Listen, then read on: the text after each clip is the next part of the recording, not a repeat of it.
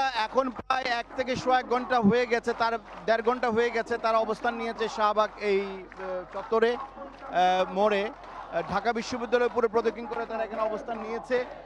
বৈরী আবহাওয়ার মধ্যেও তারা তাদের আন্দোলন চালিয়ে যাচ্ছে। এখন পর্যন্ত তারা সুনিশ্চিত করে বলছে না তারা কতক্ষণ পর্যন্ত তারা এখানে আন্দোলন চালিয়ে যাবে। তারা বলছেন কোটা নয়, তারা মেধার ভিত্তিতেই চাকুরিতে নিয়োগ চান এবং 18-এর যে পরিপত্র যেখানে কোটা বাতিল করা হয়েছিল সেটিকে বহাল চান। এখানে ঢাকা বিশ্ববিদ্যালয় সহ অন্যান্য কলেজ, ঢাকা কলেজ এবং আশপাশের যে কলেজগুলো রয়েছে সেই কলেজগুলোর শিক্ষার্থীরাও অংশ নিয়েছে। তারা প্রায় 1.5-2 ঘন্টা ধরে এখানে অবস্থান নিয়েছে। ফলে এই আশপাশের যে রাস্তাগুলো রয়েছে সেই রাস্তাগুলোতে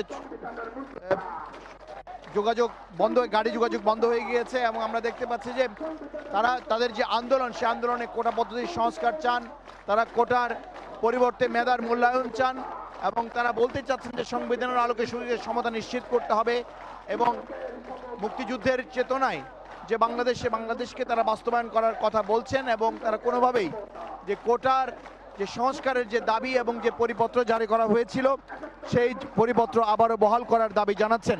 তারা বলছেন তারা আইনের বা হাইকোর্টের আদালতের বিপক্ষে নন, তবে আদালত যেন এটি পুনর্বিবেচনা করেন এবং তাদের যে মত রয়েছে, জনমত রয়েছে, শিক্ষার্থীর যে মতামত রয়েছে সে মতামতকে পুনর্মূল্যায়ন করেন। আপনারা দেখতে পাচ্ছেন যে তারা মুহুর্মুহু স্লোগান এবং মিছিলের মধ্য দিয়ে তাদের সে আন্দোলন অবস্থান কর্মসূচি চালিয়ে যাচ্ছে। এখন জন্ম সনদ দিয়ে খোলো বিকাশ স্টুডেন্ট অ্যাকাউন্ট। নিজের বিকাশ নিজে কর।